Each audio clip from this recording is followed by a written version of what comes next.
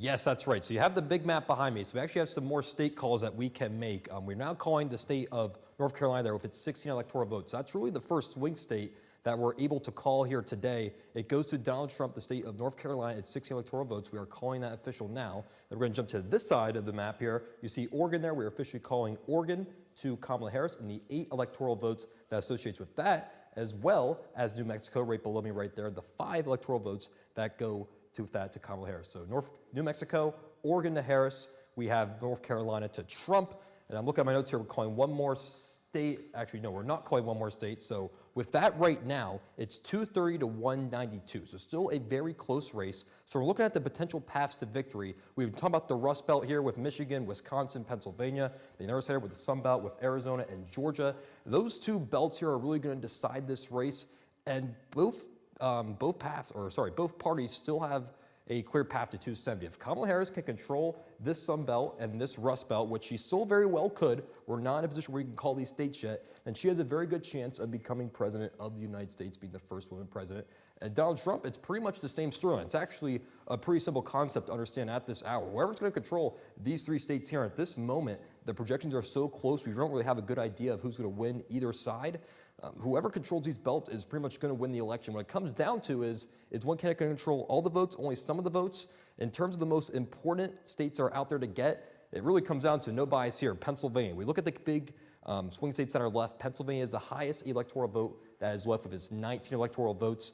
It's looking like if someone takes Pennsylvania, they're going to be considered the favorite, not guaranteed, but considered the favorite to probably win this election. So all eyes on PA like we expected. So that's pretty much all I have for the path to 270. Again, we're calling Oregon for Harris. We're calling New Mexico for Harris. We're calling North Carolina for Donald Trump. I think I covered everything, Ben. Maybe I missed something. I'm going to throw it right back over to you and let you take it away.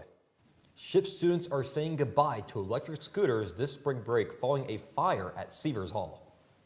Friday night, Seavers was surrounded by fire trucks after a scooter that was located in a student's dorm caught fire. Seavers residents were evacuated and many took to the Cub multi-purpose room to take refuge. On Monday, President Patterson issued an email detailing a timeline of scooter policies. This email described how electric scooters will be banned from being parked indoors effective immediately. Electric scooters are now only allowed to be parked outdoors on bike racks. This will hold true only until spring break. Then students are going to be able to remove their electric recreational vehicles off campus entirely. After March 18th, all electric recreational vehicles are expected to be removed from campus. Any that remain on campus after this day will be confiscated by the Shippensburg University Police Department. Shippensburg University is under heavy surveillance as fraternity hazing increases on campus. The fraternity Theta Xi is on interim suspension and will not be recognized by Shippensburg University. Rumors surfaced on the social messaging app Yik Yak on February 18th. These posts came before an official investigation launched. Megan Silverstrom, the university director of communications and marketing, issued a statement regarding these allegations. She said, quote, "University is aware of the allegations of hazing surrounding Theta Xi and the Office of Student Conduct and Community Standards is investigating," end quote. As the suspension occurs, Theta Xi can no longer participate in rush events or activities on or off the campus until their investigation is finalized. Welcome back to SUTV's Road to the Election. I'm JD Dorazio. This past Tuesday, the 2 vice presidential candidates squared off in a debate. The running mates taking center stage for the only vice presidential debate, quickly addressing foreign policy following Iran's attack on Israel just hours earlier. It's those that were closest to Donald Trump that understand how dangerous he is when the world is this dangerous. For people to fear the United States, you needed peace through strength. They needed to recognize that if they got out of line, the United States global leadership would put stability and peace back in the world. Democratic Governor Tim Walz and Republican Senator J.D. Vance clashing on immigration. Donald Trump had 4 years.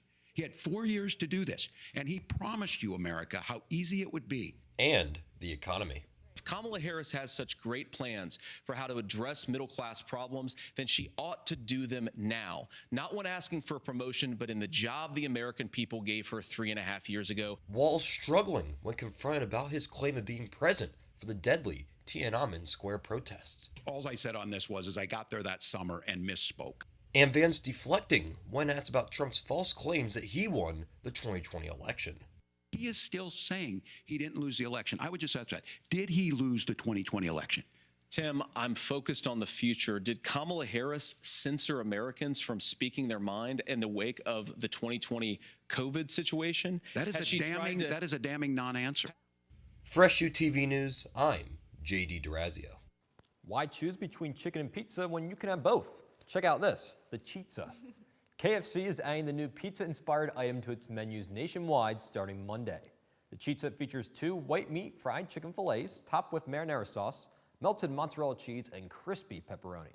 You can order the Chizza on its own, or you can make it a combo. And if you're going to cut some calories, you also have the option to order a half Chizza. I'll tell you what, Haley, first of all, if I'm trying to cut calories, I don't know if KFC is a place for me. And secondly, the Chizza is just kind of giving me chicken parm vibes.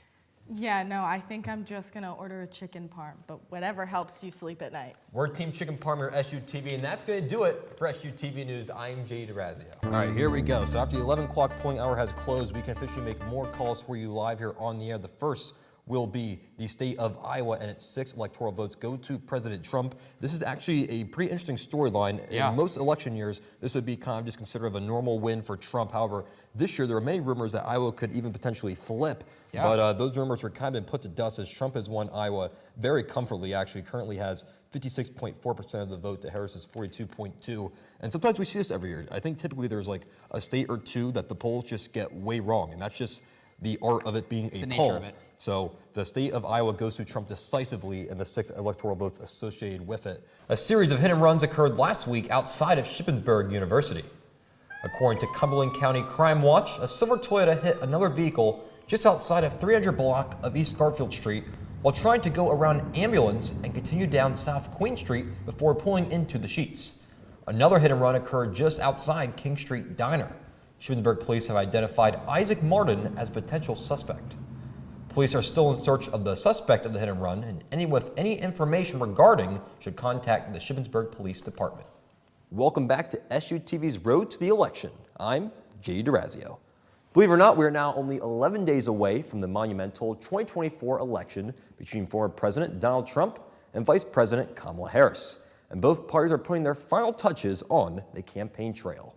One of the most viral moments from this year's election cycle came earlier this week when Donald Trump decided to see what it was like to work at a McDonald's of all places.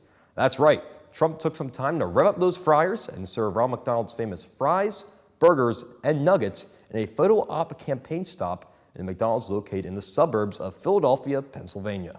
The whole idea of this was to throw a little shade at Trump's opponent, Kamala Harris, who was employed by McDonald's during her time at Howard University. Harris is on record claiming Trump doesn't know what it's like being a middle-class American and told hourly jobs such as one at McDonald's, an establishment that claims that 1 out of every 8 Americans is or has been employed at. Overall, the campaign stop has seen its love and criticism, with some seeing it as Trump trying to sympathize with lower to middle-class America, and with others viewing it as a complete troll job. Both sides pledged their arguments, leaving numerous 5- and 1-star reviews on the McDonald's Yelp page. One reviewer wrote, quote, "The fries were too salty as if someone who lost a major election had been crying over them for an hour," end quote, while another claimed that it was the best McDonald's they've ever been to in 47 years. The older employee was extremely nice, "Make McDonald's great again, bring back the dollar menu," end quote.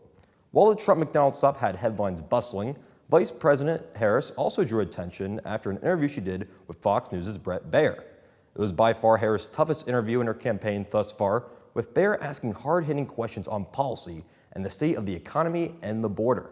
Harris held her own in many of her answers, but many are questioning her tendency to blame her rival Trump for many questions she faced despite Harris and President Biden holding office the past 3.5 years. As anticipated, the interview had a mixed review, with many applauding Harris to take on such an interview that 7 million plus Americans viewed, while others viewed it as a poor look for Harris's White House aspirations. Either way, this election is shaping to be extremely close and historic. And as always, here at SUTV News, we want to remind you that you should let your voice be heard on Election Day. Go out and vote.